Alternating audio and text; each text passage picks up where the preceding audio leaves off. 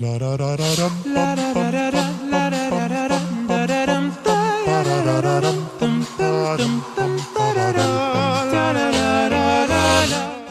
alaikum and welcome to another edition of It Takes Two. I'm your host Ruby Soa, and in this program we try and delve into problems that may arise in marriage, family and relationships with those that we love the most. I'm really excited to once again have my two special guests, Ms. Jafar on my left, who will be giving an Islamic perspective, and Brother Ali Reza, who will be providing a psychological perspective. Welcome again. So good to see you, alhamdulillah. So I'm just going to quickly delve in because this looks like a juicy letter. So it reads, Dear It Takes Two, I have been suffering from mental illness for most of my life, and alhamdulillah, it's being managed daily by medication. My family were very embarrassed by this, so the opportunity of marriage never came up for me because this would not have been revealed, and as soon as this is mentioned, people are not interested. I work part-time and I have a good quality of life, but I really want to be married. I'm 29 years old and have started masturbating. It's something I'm not proud of, but I have needs and nobody cares. I can't talk to anybody about this and I feel bad, but I cannot ignore my feelings. Where do I go? And this is from a frustrated sister in London. It's a very sad case, isn't it? Especially when we're dealing with issues of mental illness. It's still a kind of a taboo subject in our community. Very much so. So Brother Ali Reza, where do we start with this? Let's deal with mental illness in the community. How do you feel? Do you think we're combating it? What's happening to this sister here? Should we be more proactive and announce it to people if they have a mental illness? I think the first thing I'd like to do is to congratulate this sister to taking a very major, brave step of writing into a show and try and share her issues with us. So I really would like to congratulate the sister. There are millions of people throughout the world who have mental illness. Mental illness, by definition, it starts from being emotionally disturbed, low mood, stress, to a variety of higher ranking issues. So there's absolutely nothing to be embarrassed about whatsoever. The key thing is what she's doing to combat it. She's taking some medication, well done, good for her. And the second thing she can do, she needs to start some talking therapies, psychological perspective, and eventually counseling, and be very proactive in whatever she's doing and in a real life situation. In other words, see yourself as a very normal person, isolate the mental illness rather than isolating yourself and allowing the mental illness to take over. This is very, very important. Just say to yourself, there is, I've got ambition, I've got this to do, X to do, Y to do, Z to do, and therefore set out to achieve whatever your goals are. That will by default get all your mental resources in action. Get them in action, get going. Obviously, if you've got certain issues, whether it's psychosis, whether it's anxiety or depression, you can isolate it. The fact that you're proactive, you don't have to announce it if you don't want to, but for your reassurance, just type in Google whatever illness you've got. There are thousands and thousands, hundreds of thousands throughout the world people have got, whether it's in the Western world, in the Eastern world. So therefore, there's nothing to be ashamed of. Now, if you don't feel comfortable you don't want to announce it, you don't have to. But as far as you're concerned, you should be proud of yourself that you're doing something, you're happy with your life. Obviously, life has got many dimensions, and marriage is just one dimension. If you see, there are many people who see themselves that if I'm not married, therefore, I've lost out, I cannot progress. But believe you me, it is not like that. You just say to yourself, increase and exaggerate on your successes, on every positive you have. The fact that you do that, you're thanking Allah subhanahu wa ta'ala. I'm going to come back to that point. Remind me, you said don't focus on not being married, because I want to address that one. Well, and your successes. Focus on your successes. What I wanted to ask you is, a very different dimension is, Islamically, are we supposed to be declaring medical issues or issues that may impact our spouse? Or can we pick and choose what we can say and not say? I think purely from an Islamic perspective. I think from an ethical Islamic perspective, you have to have full disclosure. I'm not talking about the mistakes that you've made in your life. I'm talking about things that will actually have an impact in the marriage and maybe on the children as well. So if it's a medical condition that will actually impact the marriage, it may be a genetic illness that may be passed down to the children as well. I think there has to be full disclosure for that. What about in this instance where it's being managed by medication or later on, inshallah, through other therapies? But again, it's something that she's not going to be able to hide from her husband, because she will be taking medication, she will be going to therapy, she will need his support as well. If he's aware of it, then he can actually be a support for her. If he's not aware of it, then he may actually be the problem because he's not aware of the situation. But realistically, we have obviously in every community, people have mental illness. How is this approached realistically in the community? If somebody came and said, I mean, really, do people sit there and say, you know, announce this type of stuff? Or I think... I mean, are we preventing her from getting married, enjoying the pleasures of being married? Again, I think if we lived an Islamic lifestyle where we actually understood mental illnesses as an illness rather than a taboo subject where, you know, we've grown up with this concept of, oh, they've been possessed by jinn, or you know, it's something, you know, like that, or it's something that means that, oh, she doesn't have a connection with Allah. If she's feeling depression, therefore she doesn't have a connection with Allah. No, because there are some illnesses that are there because of hormone imbalance.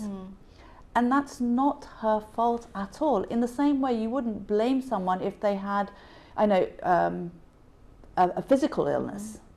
You know, if they were born maybe disabled in some way or other, you wouldn't sit there and, you know, you wouldn't blame them or you wouldn't make them feel embarrassed about it. It's the same sort of perspective. Brother Ali Reza, do you think her parents have kind of done a disservice towards her for not encouraging marriage? Because she mentions they felt very embarrassed by her mental illness. What could the parents have possibly done different, and do they have time to turn things around? Of course, it's never too late. Parents are responsible. Parents are responsible Islamically, psychologically, morally, every aspect you look at it, for this to go for the success of the child. It's no good isolating the child. First of all, we cannot dismiss the rahmat and barakat of Allah subhanahu wa ta'ala. We have faith in Allah subhanahu wa ta'ala, that Allah is the one who will guide us, help us, and His mercy will reign upon us. And therefore, the parents need to realize that they have to come up with their duty, as the sister said quite correctly, you know, but they need to take things in steps. They need to disclose, but not, you know, to begin with. Before marriage, yes, but not on the first interaction. That's the key thing. You know, you need to get to know the person, allow the process, you know, for a few meetings to go on, and see, you might reject the person. You know, you might say, well, this is not suitable for us anyway. But it's very important to actually be very proactive in actually trying to get married. You know, the sister's 29, sit down in a family setting, if that's the kind of relationship you have with your parents, and it's your duty to do so.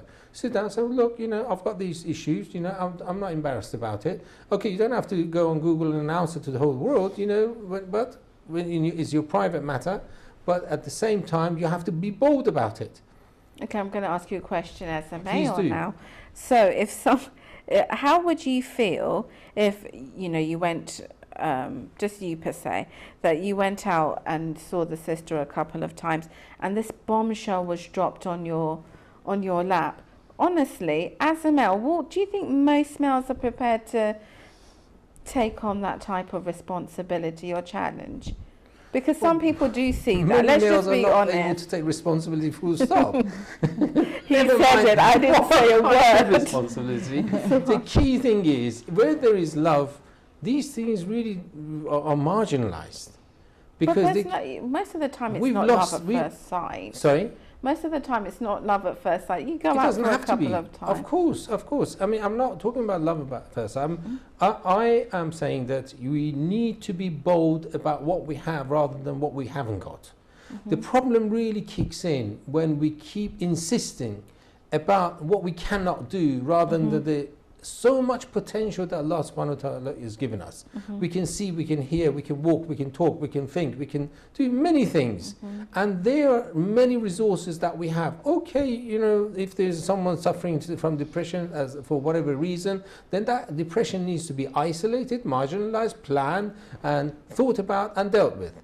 And there are many people who are healthy to begin with, they become ill. There have been many people caught in fire, caught in war, caught in, you know, what the disasters. We can't predict that. But the fact that you know something, the question is, has this person got the potential to be a good wife? Has this potential? And I think it starts from the sister herself. She needs to believe in herself. She needs to realize, I am dedicated and have decided to put everything in my life correctly. This is her first and most duty, Islamically, rationally, whatever way you look at it, this is what she's got to do. She say, okay, I've got this mental illness, I'll read about it, I'll go to a number of professionals, I'm taking medication for it. Who says that psychology and other things can't help? And reading the Quran doesn't help, reading poetry doesn't help, depending on the type of things. And therefore she needs to uplift herself to begin with. Okay, I'm going to take it to Sister Jaffa. Now, you know, sister to sister, you can join in as well. There are many sisters in our community who are struggling to get married, let alone having any type of issue. Not to put Can pressure I just say something? Go It's ahead. not just our community. I'm actually involved in a lot of society, whether it's the white Caucasian, whether it's American, English, you know, African, Iranian, Afghani. Many communities I'm involved with, you know, for the last 20 years or so. You know, unfortunately, due to the digital age, the emotional relationship people has actually, you know, the coding has changed. Therefore, it is not at all. If anything, we have less problems. The people who are more religious overall, I mean religious in terms of practice, loving Allah subhanahu wa ta'ala, they're less likely, and don't take my word for it, go to Google, there are plenty of studies done, that religiosity directly correlates with lower levels of mental illness. Plenty. My point was that we have a lot of sisters who are older, may have gone for extra education, higher education, for example, and are having problems finding a husband in the community. After a certain age, I'm just speaking about the Muslim community, it's almost like, well, you know, you're overqualified now, what are we going to do? Now, the brother mentioned a point, he said, I'm just playing devil's advocate, that's right, that, you know, you should be happy in yourself and look at the positive things in your life. I'm paraphrasing, don't want to get sued. So, but is this really the case? Because as a woman, and I have many friends who desperately want to get married and are doing everything right that, you know, supposedly they're meant to do, and they just don't feel that, you know, my degree means anything because I want to be a mother, or, you know, I would like to experience companionship. Do you feel that what the brother said is actually how we feel as sisters if we're not married? Is it how we feel? No. Is it how we should feel? Yes. Because again, I think going back to the letter where she says that she has needs and therefore she's fulfilling those needs from a haram perspective, should make her sort of stop and say, where is God in this? Yes, I have needs. Yes, I have needs. God has put those needs in me, and therefore he must have given me a halal way of fulfilling those needs. And there you have, okay, she may not be able to find a partner because of her mental illnesses and so forth, or she feels that she's not, you know, she's not at the point where she can declare it and be okay with it. And again, everything that the brother has said about how if she accepts herself and looks at the positives in herself, then other people will also learn to look at the positives in herself. She will actually show confidence rather than, you know, sort of show all the negatives that we all have within ourselves. But what I'm trying to say here is it's important to realize that God is in control, not us. He is totally in control. And he only does what is best for us. He only tests us with what we can handle. And again, that is in the Holy Quran. So we know for a fact that whatever situation we're in, we can handle it. If it's specifically been given to us by God, then that means that he won't give us anything that we can't handle. If it is something that is due to the free will of other people and something has happened because someone has done something to me, again, God doesn't abandon you. He gives you the tools to be able to handle it. So if I have that at the back of my mind, in fact at the forefront of my mind, that God is there, he is in control, the first thing I will be doing is first of all praying to God to help me with the situation. I think she has been for 20-something years. Secondly, is to look for a halal option. So if nikah is not possible, muta is there. But there's nobody on the scene, it seems Well, like. you'd be surprised. There may be for muta because it's not a permanent marriage. So you may find someone who is a divorcee who doesn't want to. She might not have married before, therefore we've got to be careful with that. But then the age. But again, the age would probably, you would assume at the age of 29, she's financially... Well, she said she's working. She's working part-time. Yes. And so she has a good quality of life, in her opinion. Yeah. And again, as parents, if my child was to come and tell me that they're in a situation where they may do haram, I would rather help them towards something that is halal rather than allowing them to do haram. Of course, undoubtedly. But one thing I would like to say, what the sister said, I would like to really say that ultimately Allah is in control. Definitely. See, it's a bit like if you're looking after a child in the house, you're in control, but you've allowed the child certain degree of authority. So therefore, Allah has given us the brain, the power, the willingness to, and certain guidelines, as the sister pointed out, to be able to control our lives. So I'd rather paraphrase that and say that we are in full control of our lives, and what we do, ultimately, if it's in the right direction, then anything beyond that is qismat, is destiny. Anything beyond the control, our control.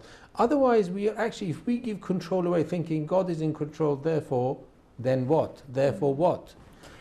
Rather than thinking, I am in full control of my life, I will run my life according to what Allah subhanahu wa ta'ala has taught me, according to what the Quran says, according to what the halal options are available, and then we'll look every single option available. Remember that, you can help me out here, that the Prophet of Islam, in masjid, he announced that there is a lady who wants to marry, who would like to marry this lady. So do not be shy of openly saying, I am looking for a husband. There's nothing wrong for me looking for that. This is what the sunnah of the Prophet is.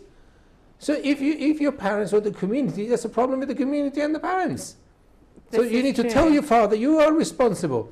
May Allah bless his soul. My father-in-law, he actually has 7 daughters. He very proactively propagated all his daughters and managed to marry them all off. All 7. Actively propagated them. I have a daughter, I have this, I have that. Therefore, we need to really, Islam is not as complicated as we think. It's very simple. Some people do say it's very no, it's halal, haram, what is available. Of course it is. There's a love of Allah subhanahu wa ta'ala. So we need to be proactive. We shouldn't sit back and let it happen. And there are plenty of halal options. Like a degree, no one's going to give you your degree or your master's on a plate. You have to spend, you get your A-levels, plan for it. You have to convince your parents first in this situation. So you have to work at it. What I wanted to ask you, the very adult topic of masturbation, what are the psychological implications here? In a lot of madrasas, example, we really do stress the point that it can become an addictive type of behavior. It could lead to other things. Not forget, but putting the religious fact that it's haram aside, what, in your experience, what are her options and what could this lead to? Yeah, you've got to bear in mind that Allah has created a body that it can work very well, and it's got a lot of good defense mechanism, and it works beautifully if it's used correctly. Now, masturbation is a misuse, make no doubt about it, because although temporarily might relieve you of certain feelings, medium to long term undoubtedly will actually cause the addiction. And when you do find something you've been craving for a long time and a husband, you will have problems in your sex. You're having, therefore, your emotional life and your physical life with your partner will be damaged. And then you can't reverse. It's too late. So at the end of the day, what I would strongly recommend is to be open with your parents, be open with your, in the community, actively search for someone. I have seen a lot of people in the same situation, and inshallah ta'ala, suddenly the doors of rahmah will open, make no doubt about it, but you have to do what you have to do. The first thing to do, I know it's very difficult. I've seen it, I've had a lot of clients in the same situation. I've discouraged them, as the sister said, that it is not right, psychologically, Islamically, not right. But please use that energy as much as you can in order to find the right person, the right partner. At the same time, start praying, and also fasting is recommended. What fasting does, it begins to withhold your desires. But in some people, it increases their desires. No, it doesn't. I've heard that in some people. It depends. You don't want to do anything too excessive, but it depends. Therefore, you need to be in control and pray, and inshallah, this will happen. This is at the same time, it's a bit like if you cannot reach, get something what you want, you go out of your way, the wrong way, in order to achieve it, will cause damage undoubtedly. I think also, just going back to the concept of God is in control, I think we're saying the same thing. I'm not saying God is in control, therefore I'll just sit back and let him do it. It doesn't work like that. Obviously, I have to be proactive in my life. I have to do, what is required. It's like rizq comes from Allah, but I don't just sit back and expect the rizq to come from the skies. It doesn't. I have to go out and work and get the rizq. So the same sort of principle, God is in control, and he will give you the tools to be able to handle whatever life throws at you. He will not give you anything he himself will not give you anything that you cannot handle, because he says he does not test you with anything that you cannot handle. Also, I think the way we live our lives, it's all about this world, and we've been brought up in a way that this is what I'm supposed to do from a very young age. I'm going to grow up, I'm going to get married, I'm going to have kids, okay? And when one of those things doesn't happen, I am not fulfilled. Now, there are lots of women who cannot have children for whatever reason. There are lots of women who don't get married for whatever reason. And that doesn't mean that I'm not fulfilling my life, and the concept of fulfilling your life in this world is for the akhirah. So as long as I am I'm keeping my connection with Allah, and my soul is reaching its potential, I am doing what I'm supposed to be doing in living this life, because this life is not supposed to be just for my physical body, it's supposed to be for my soul to grow. And maybe it is through this test that my soul will grow closer to Allah.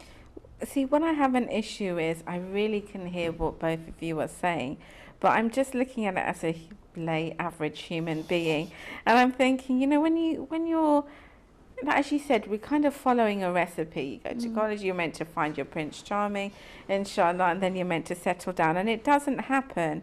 And you look around you and you see your friends, your community, and you feel defective.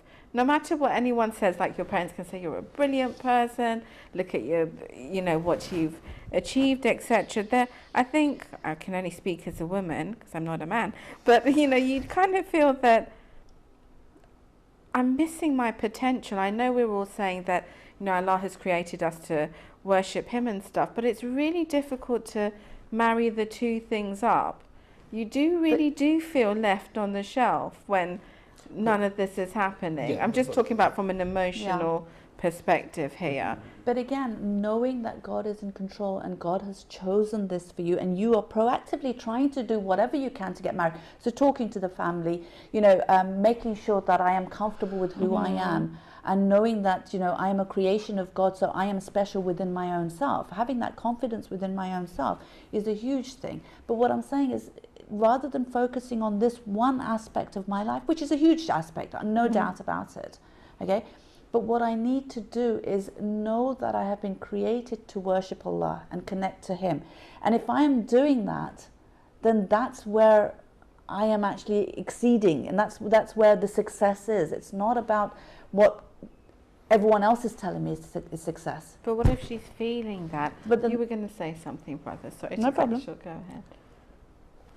We were talking about feeling left on the shelf. I was going to say that most of the time we feel that because grass is greener on the other side. Yeah. We do not have we see everyone ourselves assuming that they're all okay, they've got no problem, they're married, Well, they've she got said kids, they've got a nobody job. cares.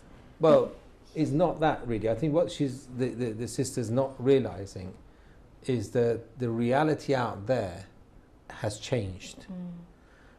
All of us, all of her parents, and extended can care as much as she wants. But the reality is there the right person coming along? Unfortunately, the digital communication has changed a lot, the human relationship. But this doesn't mean, she will not find the right person. What I would strongly advise that if she gets very close to her parents, realizes that, convince them that she wants to get married and she's got mental issues, that is under control, she's prepared to go through a talking therapy situation, and at the end of the day, it doesn't have to announce it to the community. I mean, she needs to be very proactive in finding someone and never, ever, ever give up. And please do not feel that you're the one who's got problems, because the only difference between you and other people is that you just don't have a clue about their problem. But you are in control of your own problems. So, the other thing that I think we need to realize is when we make decisions in our life, those decisions should be God-focused. So when I'm looking at options, I'm not making a decision because that will be more acceptable to my family or to the community. Absolutely. So, for example, I have needs, therefore I will masturbate because no one else needs to find out about that. Whereas if I do mutar, which is the halal option, people may find out. And therefore they may talk about it. They may, my family may not like it. But it's which one is halal, which one's haram. That should dictate my decision, not the culture, not the community, not the family. So do you feel we should be sending our girls a different message, not about wait for the right husband, but more about serving Allah? I'm talking about in madrasas in the home. For sure. Ms. Ali Reza, any closing comments? You gave a lot of things, so if you could just put it in bullet points for us about being proactive and remembering that Allah's in bullet point control. is that number one, accept the fact that you've got a lot of positive points, outline them, highlight them, increase it, and basically act on your positivities, not what's the weaknesses are. Everyone has, number two, everyone has weakness. The question is, what do people do about it? How do we go about solving the problem? So be very proactive in solving the problem. Be very proactive in just getting close to your parents. Be very proactive in trying to find the right person. And as the sister said, 100% right, have faith in Allah subhanahu wa ta'ala. Do what your duty is. Pray more. Be more proactive. Aim to achieve more. And at the end of the day, say to yourself, is there anyone out there who deserves me? That's I like what that you need comment. to do. Is there anyone? Well, not yet. Tough luck. You're not going to have me then. There are plenty of people out there, but do they deserve you? I really hope we have that quote at the bottom of the screen. Wonderful words of wisdom. Unfortunately, our show has come to an end. I do hope you will join me on the next episode and that you've enjoyed the show. Do take care. Assalamu alaikum wa rahmatullahi wa barakatuh.